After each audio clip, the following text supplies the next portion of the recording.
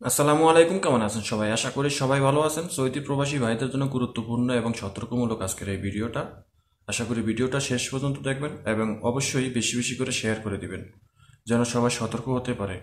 Saudi আরবে যারা বিভিন্ন খাবার হোটেল বা রেস্টুরেন্ট কিংবা কফি শপ কিংবা যে কোনো ফ্যাক্টরিতে কাজ করেন বা কর্মরত আছেন তাদের জন্য আজকের এই ভিডিওটা মূলত এইসব ধরনের কোম্পানির ভুলের কারণে এখন থেকে সৌদি সরকার যদি কোনো একটা ভুল পায়, খাবার জাতীয় যে কোনো প্রতিষ্ঠানে যদি খাবারের মধ্যে কোনো রকম ত্রুটি পায় আর সেটার জন্য ওই কোম্পানির যত কর্মী আছে প্রত্যেকটা কর্মীকে ট্রাভেল রেস্ট্রিকশনের আওতায় নিয়ে আসবে, অর্থাৎ তাদেরকে সফর মামনু করে দেওয়া হবে।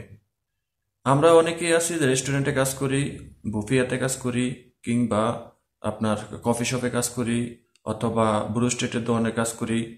তো এইসব ধরনের প্রতিষ্ঠান বা অনেক সময় অনেকেই আপনার ফ্যাক্টরিতে কাজ করে, যেখানে আহ, খাবার খাবারের জিনিস তৈরি করা হয় বা যে কোনো খাবারের প্রোডাক্ট তৈরি করা হয়। তো এরকম ধরনের প্রতিষ্ঠানের কোনো কর্মী যদি কোনো রকম ভুল করে আর সেই ভুলটা যদি প্রমাণিত হয়, তাহলে তাকে বিশাল অঙ্কের জরিমানা এবং জেল জরিমানা তো আছেই, এবং ওই কোম্পানিরও অনেক সমস্যা হবে। তবে এই সত্যতা না পাওয়া পর্যন্ত ওই কোম্পানির সকল কর্মীদেরকে সফর মামনু মামলায় রাখা হবে, অর্থাৎ সফর মামনুর আওতায় রাখা হবে। তো এখানে এই সৌদি আরবের সৌদি ফুড ড্রাগস অথরিটি থেকে যেই তথ্যটি জানিয়েছে, আপনারা স্ক্রিনে ফলো করেন। এই অথরিটি এখানে বলা আছে যে খাদ্য বিষক্রিয়ার ক্ষেত্রে বিদেশি কর্মীদের উপর ভ্রমণ নিষেধাজ্ঞা আরোপের পদক্ষেপ নিয়েছে এসএফডিএ, অর্থাৎ Saudi food and drug authority. এখানে অনেক কথা বলছে, আমি আপনাদেরকে কিছু অংশ দেখে বলি। সৌদি গেজেট থেকে প্রকাশিত, আপনারা স্ক্রিনশটে দেখেন, আমি দিয়ে রেখেছি রেফারেন্স হিসাবে। এখানে বলা আছে যে খাবারের আউটলেট নিযুক্ত বেশি বিদেশিদের ফ্যাসিলিটিতে সন্দেহজনক খাদ্য বি- বিশ্বের বিষয়ে মামলার তদন্ত শেষ না হওয়া পর্যন্ত ভ্রমণ নিষেধাজ্ঞা আরোপ করা হবে। এখানে বাংলা ট্রান্সলেট করাতে কিছু ভাষা একটু এদিক সেদিক আসতে পারে। তো আরও বলা আছে যে Saudi food and drug authority SFDA অদূর ভবিষ্যতে বাস্তবায়ন করতে চায় এমন প্রস্তাবিত নিয়মের একটি বিধান এটি। কর্তৃপক্ষ পৌরসভা এবং আবাসন মন্ত্রকের সাথে চুক্তিতে খাদ্য বিষক্রিয়া বা খাদ্য বিষক্রিয়া সন্দেহজনক ক্ষেত্রে কঠোর নিয়ম এবং প্রোটোকল অনুসরণ করার সুবিধাগুলির উপর বাধ্যতামূলক করার পরিকল্পনা করছে।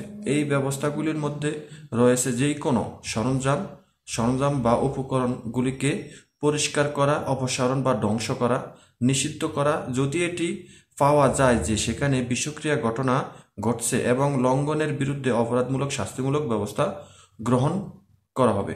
কর্তৃপক্ষ জোর দিছে যে খাদ্য বিষক্রিয়া বা সন্দেহজনক খাদ্য বিষক্রিয়া ঘটনা ঘটলে খাদ্যর আউটলেট শ্রমিকদের রাজ্য ত্যাগ করতে না দিতে বাধ্য থাকবে। অর্থাৎ যে কোনো খাবার জাতীয়র মধ্যে যদি কোনো রকম বিষক্রিয়া পাওয়া যায়, সেখানে ওই প্রতিষ্ঠানের যত কর্মী আছে প্রত্যেকের ট্রাভেল রেস্ট্রিকশনের আওতায় নিয়ে আসা হবে, এবং দোষী সাব্যস্ত না হওয়া পর্যন্ত তারা ট্রাভেল রেস্ট্রিকশনে থাকবে। তাই আপনারা অবশ্যই সতর্ক থাকবেন। তো এখানে আরও বলা আছে এসএফডিএ স্থিতলা প্ল্যাটফর্মে খাদ্য আইনের নির্বাহী প্রতিদানে আহ, প্রবিধানে এই নতুন সংশোধনীয় উপস্থাপন করছে। এই বিষয়ে প্রবিধান সংশোধনটি স্বাস্থ্যের জন্য ক্ষতিকারক এবং মানুষের খাওয়ার জন্য অনুপযুক্ত খাদ্যর সংজ্ঞা সম্প্রসারিত করছে, যাতে অন্তর্ভুক্ত করা হয় যদি এতে এমন জৈবিক বা রাসায়নিক দূষক থাকে বা সন্দেহ করা হয় যা খাদ্য বিষক্রিয়ার দিকে পরিচালিত করে।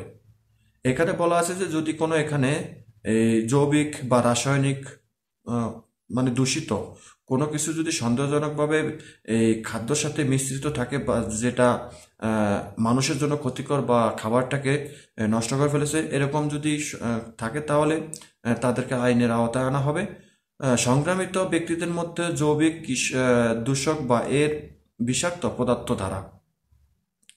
তো এই ছিল বিষয়টা, আরো অনেক কিছু বলা আছে। তো আপনারা যারা বিভিন্ন কফি শপে, হোটেলে বা বিভিন্ন জায়গায় কাজ করেন, আপনারা অবশ্যই সতর্ক থাকবেন। আপনি যেই সেক্টরে কাজ করেন, আপনার যে দায়িত্বটা, আপনি সেই দায়িত্বটা আপনি ফুল ফিল আপ করতে চেষ্টা করবেন এবং সতর্কতার সাথে আপনি কাজ করার চেষ্টা করবেন। মনে রাখবেন যে আপনার যে সেকশন, আপনি একটা হোটেলে বা একটা রেস্টুরেন্টে কিংবা একটা বুফিয়াতে কিংবা একটা এই ব্লু স্টেটের দোকানে আপনি যেই সেকশনে কাজ করেন না কেন, ওইখানে যদি কোনো রকম আপনার কারণে, কোনো ভুলের কারণে বা কোনো সমস্যা হয়, তাহলে সেটার দায়ভার আপনাকে নিতে হবে এবং আপনার কারণে আপনার ওই প্রতিষ্ঠানের প্রত্যেকটা লোক এই ট্রাভেল রেস্ট্রিকশনের আওতায় আসবে এবং তাদের সবারই সমস্যা হবে। তাই আপনারা অবশ্যই এই বিষয়গুলো বুঝে শুনে সতর্কতার সাথে আপনারা অবশ্যই চলবেন।